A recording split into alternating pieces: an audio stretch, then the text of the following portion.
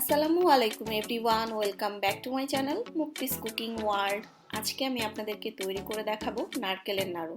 খুবই সহজ একটা রেসিপি, তবে যারা নাড়ু তৈরি করতে গিয়ে ব্যর্থ হয়েছেন তাদের কাছে খুবই কঠিন। নাড়ু তৈরি করতে গেলে অনেক সময় দেখা যায় যে পারফেক্ট বাইন্ডিং আসে না, হয় বেশি নরম হয়ে যায় অথবা শক্ত হয়ে ঝুরঝুরে হয়ে যায়। চেষ্টা করেছি সবকিছু সমাধান সহ একটা পারফেক্ট রেসিপি শেয়ার করার জন্য। আশা করছি আপনাদের কাছে রেসিপিটা ভালো লাগবে।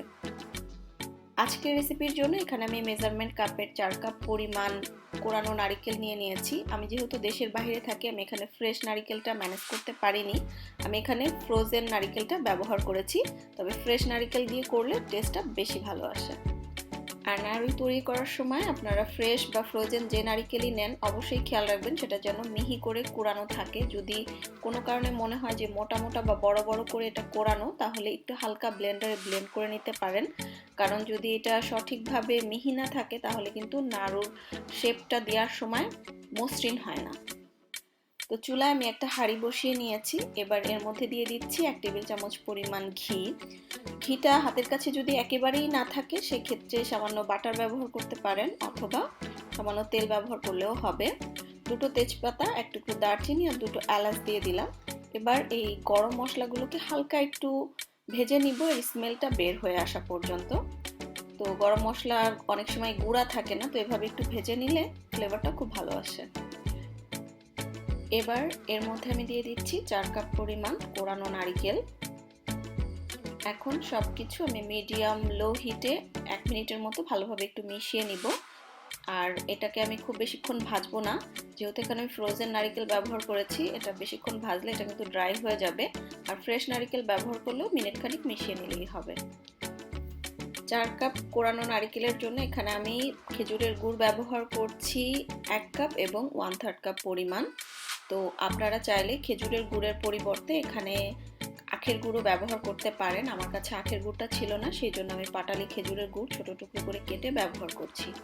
গুড়টা আমি সম্পূর্ণ দিয়ে দিলাম, দিয়ে ভালোভাবে নারিকেলের সাথে আস্তে আস্তে মিশিয়ে নিতে হবে, এবং গুড়টা কিন্তু একা একাই আস্তে আস্তে গলে নারিকেলের সঙ্গে মিশে যাবে।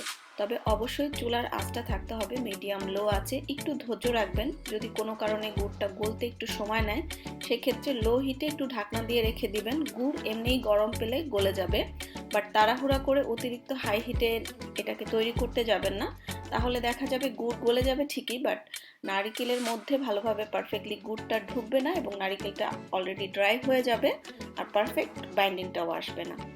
তো দেখতেই পাচ্ছেন আমি মিডিয়াম লো আছে বেশ কিছুক্ষণ জাল করে নিয়েছি, এবং আস্তে আস্তে গুড়টা গলে নারিকেলের সাথে খুব ভালোভাবে মিশে গিয়েছে, এবং নারিকেলের এক্সট্রা পানিটাও অনেকটা টেনে গিয়েছে।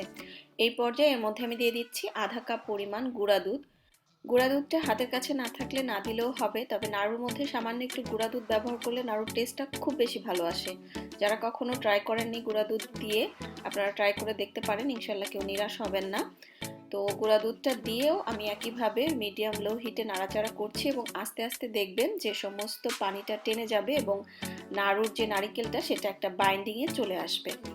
তো বাইন্ডিংয়ে কিন্তু অলরেডি আসা শুরু করে দিয়েছে, সমস্ত পানিটা টেনে গিয়েছে। তবে অতিরিক্ত শক্ত করেও চুলা থেকে নামাতে যাবেন না, বেশি অতিমাত্রায় ড্রাই হয়ে গেলে পরবর্তীতেও এটা কিন্তু আর আপনারা নাড়ুর শেপ দিতে পারবেন না, ঠান্ডা হতে হতে ঝুরঝুরে হয়ে যাবে। তো দেখতেই পাচ্ছেন একটা মাখো মাখো আঠালো বাইন্ডিংয়ে চলে এসেছে। এই পর্যায়ে চুলা থেকে নামিয়ে নিতে হবে। এক্সট্রা পানিও থাকবে না, অতিরিক্ত ড্রাইও হবে না, একটা বাইন্ডিং থাকলেই হবে। তো আমারটা হয়ে গিয়েছে, এবার আমি চুলা থেকে নামিয়ে আমি সরাসরি একটা অন্য পাত্রে ঢেলে নিচ্ছি। যে পাত্রে তৈরি করবেন ওই পাত্রে রাখবেন, অনেক সময় দেখা যায় পাত্রের তাপমাত্রার কারণেও এটা কুক হতে থাকে। চুলা থেকে নামিয়ে এটাকে হালকা একটু হাত দিয়ে ধরার মতো ঠান্ডা হলেই নাড়ুর শেপটা দিয়ে দিতে হবে। সম্পূর্ণ ঠান্ডা হয়ে যাওয়া পর্যন্ত অপেক্ষা করা যাবে না, তাহলেও কিন্তু নাড়ুটা ড্রাই হয়ে যাবে, সেটাকে পারফেক্টলি বাইন্ডিং দিতে পারবেন না। তো একটু কষ্ট করে হালকা গরম থাকা অবস্থাতেই কাজটা করে ফেলতে হবে ঝটপট করে। আর অবশ্যই কোনোভাবেই ফ্যানের নিচে এই কাজটা করতে যাবেন না, তাহলে দেখা যাবে যে ফ্যানের বাতাসে নাড়ুর যে পুরটা সেটা ড্রাই হয়ে যাবে, এবং লাস্টের দিকে আপনারা আর বাইন্ডিং দিতে পারছেন না, কারণ এটা দ্রুত ঠান্ডা হয়ে যাবে। আপনারা চাইলে এভাবে ঢেকে রেখেও একটা একটা করে নাড়ু তৈরি করতে পারেন, আবার যখন প্রয়োজন ঢাকনাটা খুলে এক্সট্রা পুরটা নিয়ে নেবেন। তো আমি এভাবেই আসলে সবগুলো নাড়ু এবার তৈরি করে নেব। আর এরই মাঝে আমার নাড়ুগুলো তৈরি করে নেওয়া হয়ে গিয়েছে। আমি চেষ্টা করেছি খুঁটিনাটি সবগুলো টিপস শেয়ার করার জন্য আপনাদের সাথে। আশা করছি রেসিপিটা ভালো লেগেছে। এই নাড়ুগুলো কিন্তু আপনারা দীর্ঘদিন একটা এয়ারটাইট বক্সে ভরে সংরক্ষণ করেও খেতে পারবেন। তো আজকের মতো এখানেই বিদায় নিচ্ছি। সবাই খুব ভালো থাকবেন। আল্লাহ হাফেজ।